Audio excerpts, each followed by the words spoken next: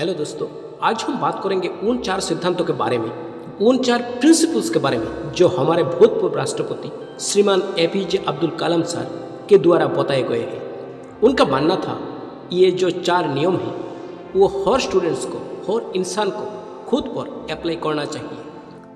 अगर कोई भी स्टूडेंट्स या कोई भी इंसान इनको अपने जीवन में उतार लेता है और उनको फॉलो करता है तो इस दुनिया में ऐसी कोई चीज़ नहीं है जो उस इंसान की कदमों में ना गिर जाए। इन 4 प्रिंसिपल्स को हम पूरी डिटेल्स में समझेंगे ताकि आपको इन्हें फॉलो करने में आसानी रहे। पहला, I will have a great M.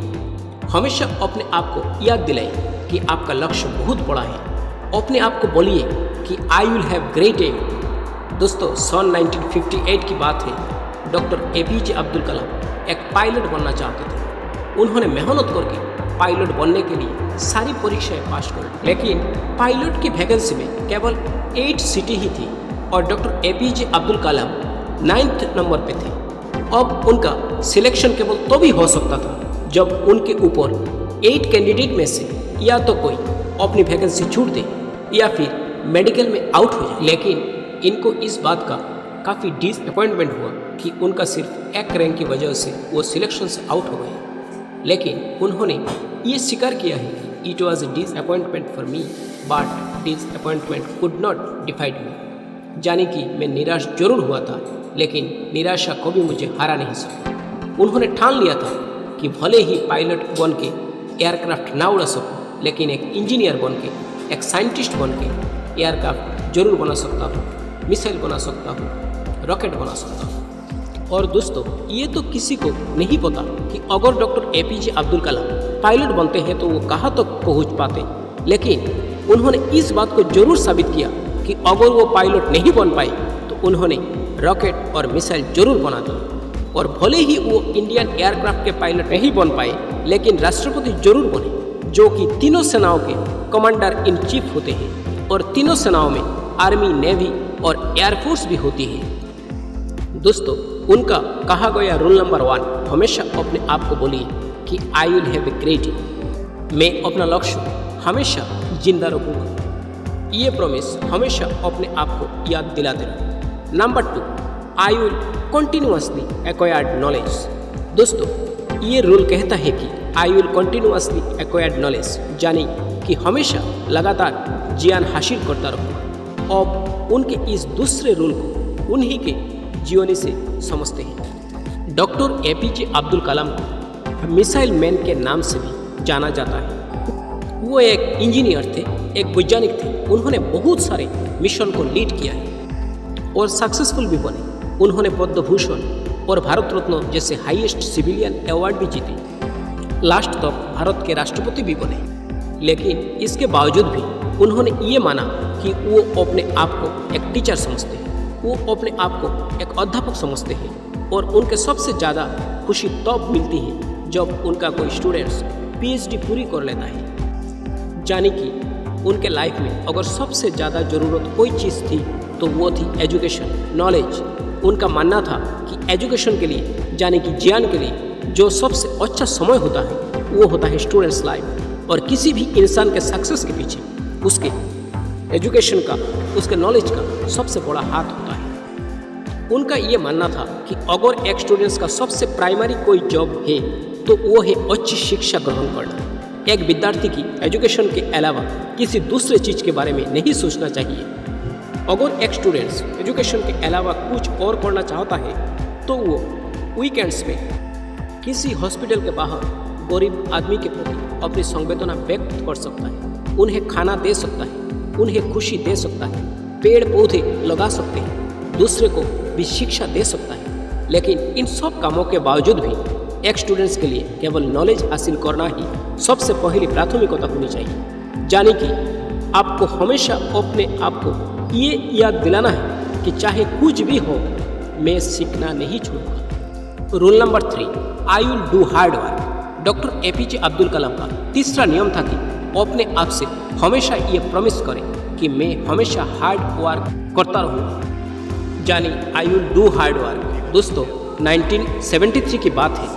Vikram Sarabhai अंतरिक्ष स्पेस के अंदर के चेयरमैन प्रोफेसर सतीश धवन ने डॉक्टर एपीजे अब्दुल कलाम से कहा, हमें एक सैटेलाइट लॉन्च व्हीकल बनाना है, यानी कि एक ऐसा रॉकेट जिसमें हम सैटेलाइट रख करके उसको हम अंतरिक्ष में भेज सकें। डॉक्टर एपीजे अब्दुल कलाम ने इस काम को पूरी जिम्मेदारी के साथ स्वीकार किया। वो इस प्रोजेक्ट के डायरेक्टर थे, यानी कि पूरी टीम उनके नीचे काम करना था। उनके नीचे 1000 से भी ज़्यादा दूसरे इंजीनियर थे और करीब 10,000 वर्कर थे। इनके अलावा भी ऐसे कोई सारे लोग थे जो इन डायरेक्टली इस मिशन से जुड़े हुए। इतनी बड़ी टीम को 6 साल का वक्त लगा प्रोजेक्ट शुरू करने से लेकर लॉन्च के दिन। तो 17 अगस्त 1979 इस तारीख को सैटेलाइट लॉन्चर को टेस्ट होना था। लॉन्च के 8 मिनट पहले सारा कंट्रोल कंप्यूटर के हाथों में दे दिया गया, लेकिन उसी वक्त एक चेतावनी आया कि लॉन्चिंग में कुछ दिक्कत है। लॉन्च के ठीक 4 मिनट पहले ये डायग्नोसिस किया गया कि कुछ लीक्स है, लेकिन उनके टीम के जो एक्सपर्ट्स थे उनके ये राय थे कि लीक्स के बावजूद भी रॉकेट में इतना सफिशिएंट ऑक्सीडाइजर है कि वो अपना लॉन्च जारी रख सकते हैं। और मिशन लेटर होने की वजह से डॉक्टर कलाम को ये डिसाइड लेना पड़ा कि वो लॉन्च करेंगे। लेकिन जैसा कि डॉक्टर एपीजे अब्दुल कलाम रूल नंबर 3 में बताते हैं कि हमेशा अपने आप को याद दिलाते रहे कि आप मेहनत करते रहेंगे, ठीक उसी नियम का अनुसरण करके डॉक्टर एपीजे अब्दुल कलाम अपनी टीम के साथ 1 साल और मेहनत करी और प्रोजेक्ट के शुरू होने के 7 साल बाद आखिरकार उन्होंने साबित करके दिखाया कि कड़ी मेहनत आपकी असफलता को सफलता में बदल सकती है। यानी कि आप हमेशा अपने आप से कहते रहे, I will do hard work. Rule number 4, I will persevere and succeed. दोस्तों, जो कहानी मैंने रूल नंबर 3 में बताई, जिसमें 7 साल बाद जाकर मिशन सफल हुआ, वही से निकल के आते हैं रूल नंबर 4, यानी कि हमेशा अपने आप को ये याद दिलाते रहे, I will persevere where I will succeed. यानी कि लगातार काम करना, हम जो मेहनत कर रहे हैं उस मेहनत को लगातार करते रहे, चाहे कितनी भी प्रॉब्लम्स आए, कॉन्स्टेंटली आगे बढ़ते रहना, अपने शब्दों पे और अपने वचनों पे कायम रहना। किसी में इतनी हिम्मत ना हो कि आपको हौसलों को कम कर सके। हम में से ऐसे कोई सारे लोग हैं जिनकी आंखों में कुछ सपना है। जो लोग कुछ करना चाहते हैं वो काम करना शुरू करते हैं अपने सपनों पर, लेकिन समय बीतने के साथ साथ उनकी व्हील पावर कम होती जाती है। दोस्तों, आपको किसी भी कीमत पे अपने हौसलों को नहीं टूटने देना है। डॉक्टर एपीजे अब्दुल कलाम का मानना था कि आप तब तक अपना जिद ना छोड़िए जब तक आप अपने लक्ष्य तक नहीं पहुंच जाते। और अपना लक्ष्य है आपकी यूनिकनेस, आपका सबसे अलग होना, आपका पहचान सबसे अलग होना। और आपके इस यूनिक बनने के सफ़र में आपकी प्रॉब्लम्स का सबसे अहम रोल होता है। अगर आप अपने प्रॉब्लम से डरना छोड़ दिया, उन पर से ध्यान हटाकर उनके हल के बारे में सोचना शुरू कर दिया और उन पर काम करना शुरू कर दिया, तो आप किसी ना किसी दिन इस दुनिया में सफल जरूर हो जाओगे। दोस्तों, लास्ट में एक बार और इन चारों रूल्स को बताता हूँ। अपने आप को याद दिलाए कि आपके पास में एक बहुत बड़ा सपना है। You have must have a big dream. अपने आप को हमेशा याद दिलाए कि आपको सीखना नहीं छोड़ना है। You must continuously acquired knowledge. कड़ी मेहनत करें और हार्ड वर्क कंटिन्यूअसली करते रहें। और ऐसा अगर आप करते रहें तो आप एक दिन जरूर सफल हो जाओगे।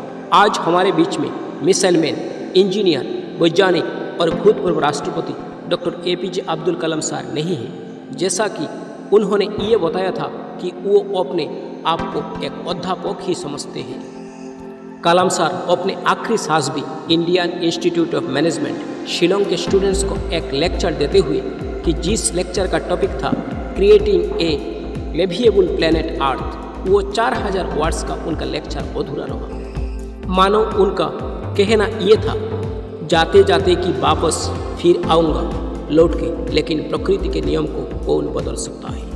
आइए आज हम एक शपथ लें कि जो रास्ता हमारे डॉक्टर एपीजे अब्दुल कलाम साहब ने हमें दिखाया, उस पर हम लगातार आगे बढ़ते रहें और अपने वचनों पे कायम रहें और अंत समय तक डॉक्टर एपीजे अब्दुल कलाम साहब को हमारे खुद के अंदर जिंदा रखें और पूरी दुनिया को दिखा दें कि हिंदुस्तान से बेहतर कोई दूसरा देश नहीं हो सकता। अपने अपनों का पूरी रफ्तार के साथ पीछा करते रहिए और दुनिया में खुद के साथ साथ देश का नाम कीजिए। जय हिंद, वंदे मातरम।